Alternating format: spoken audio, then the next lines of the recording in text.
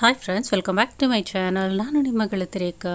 ಪ್ರತಿಯೊಬ್ಬ ಪ್ರೆಗ್ನೆಂಟ್ ಲೇಡಿಗೂ ಗರ್ಭದಲ್ಲಿ ಬೆಳೀತಾ ಇರುವಂಥದ್ದು ಯಾವ ಮಗು ಅಂತ ತಿಳ್ಕೊಳ್ಳುವಂಥ ಆಸಕ್ತಿ ಇದ್ದೇ ಇರುತ್ತೆ. ಇನ್ನು ಪ್ರೆಗ್ನೆನ್ಸಿ ಪೀರಿಯಡಲ್ಲಿ ಅಲ್ಟ್ರಾಸೌಂಡ್ ಸ್ಕ್ಯಾನನ್ನು 3 ತಿಂಗಳು, 6 ತಿಂಗಳು, 9ನೇ ತಿಂಗಳಲ್ಲಿ ತೆಗೆಸ್ತಾರೆ. ಈ ಒಂದು ಅಲ್ಟ್ರಾಸೌಂಡ್ ಸ್ಕ್ಯಾನಿಂದ ಬೇಬಿ ಜೆಂಡರನ್ನು ಪ್ರೆಡಿಕ್ಟ್ ಮಾಡ್ಬೋದಾ? ಹಾಗಿದ್ದರೆ ಯಾವ ಒಂದು ಅಂಶಗಳನ್ನು ಗಮನಿಸಬೇಕಾಗುತ್ತೆ ಅನ್ನೋದನ್ನು ತಿಳ್ಕೊಳ್ಳೋಣ.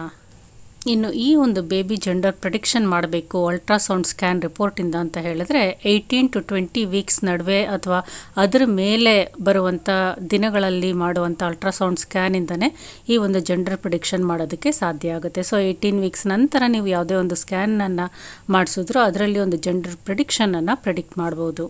ಗರ್ಭಿಣಿ ಸ್ತ್ರೀಯರಿಗೆ ಟ್ರಾನ್ಸ್ಫರ್ಸ್ ಅಬ್ಡೋಮಿನಲ್ ಸ್ಕ್ಯಾನಿಂಗ್ ಅನ್ನೋದು ಮಾಡ್ತಾರೆ. ಅಂದರೆ ಕಿಬ್ಬೊಟ್ಟೆ ಮೇಲೆ ಒಂದು ಜೆಲ್ಲನ್ನು ಅಪ್ಲೈ ಮಾಡಿ ಅದರ ಮೇಲೆ ಒಂದು ಅಲ್ಟ್ರಾಸೌಂಡ್ ಸ್ಕ್ಯಾನರನ್ನು ಇಟ್ಟು ಬೇಬಿ ಮೂಮೆಂಟ್ಸು, ಬೇಬಿ ಪಾರ್ಟ್ಸು ಪ್ರತಿಯೊಂದನ್ನು ಒಂದು ಮಾನಿಟರ್ ಮುಖಾಂತರ ಮಾನಿಟರ್ ಮಾಡ್ತಾ ಇರ್ತಾರೆ.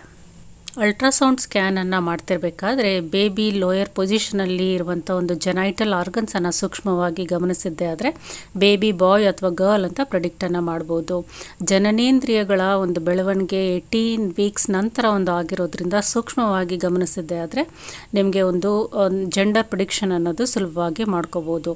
ಆದರೆ ಅಲ್ಟ್ರಾಸೌಂಡ್ ಸ್ಕ್ಯಾನ್ ಮಾಡಬೇಕಾದ್ರೆ ಬೇಬಿ ಪೊಸಿಷನ್ ನಮಗೆ ಕರೆಕ್ಟಾಗಿ ಇರೋದಿಲ್ಲ, ಅಂದರೆ ಕರೆಕ್ಟಾಗಿ ಇಲ್ಲ ಅಂತ ಹೇಳಿದ್ರೆ ಒಂದು ಲೋಯರ್ ಬಾಡಿಯಲ್ಲಿ ಅಂಬಿಲಿಕಲ್ ಕಾರ್ಡ್ ಅನ್ನೋದು ಅಡ್ಡವಾಗಿತ್ತು ಅಂತಂದರೆ ಜೆನೈಟಲ್ ಆರ್ಗನ್ಸು ಸರಿಯಾಗಿ ಕಾಣಿಸೋದಿಲ್ಲ. ಆ ರೀತಿ ಇದ್ದರೆ ನಾವು ಪ್ರಿಡಿಕ್ಷನ್ ಮಾಡೋದಕ್ಕೆ ಆಗೋದಿಲ್ಲ. ಸೊ ಬೇಬಿ ನಮಗೆ ಮೂಮೆಂಟ್ಸು ಕರೆಕ್ಟಾಗಿ ಒಂದು ಪೊಸಿಷನಲ್ಲಿ ಇತ್ತು, ಜೆನೈಟಲ್ ಪಾರ್ಟ್ಸ್ ಕರೆಕ್ಟಾಗಿ ಕಾಣಿಸ್ತಾ ಇತ್ತು ಅಂತ ಹೇಳಿದ್ರೆ ಬೇಬಿ ಬಾಯ್ ಅಥವಾ ಗರ್ಲ್ ಅಂತ ಪ್ರಿಡಿಕ್ಟನ್ನು ಮಾಡ್ಕೋಬೋದು.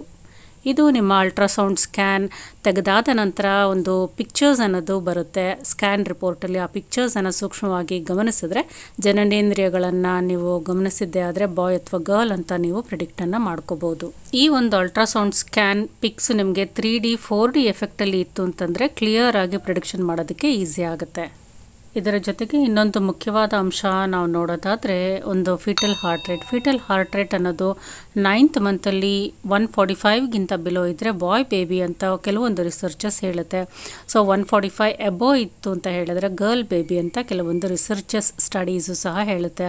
ಅದು ನೀವು 9th ಮಂತ್ ಒಂದು ಅಲ್ಟ್ರಾಸೌಂಡ್ ಸ್ಕ್ಯಾನ್ ರಿಪೋರ್ಟಲ್ಲೇ ಈ ಒಂದು FHR ಅನ್ನು ನೋಡಬೇಕು.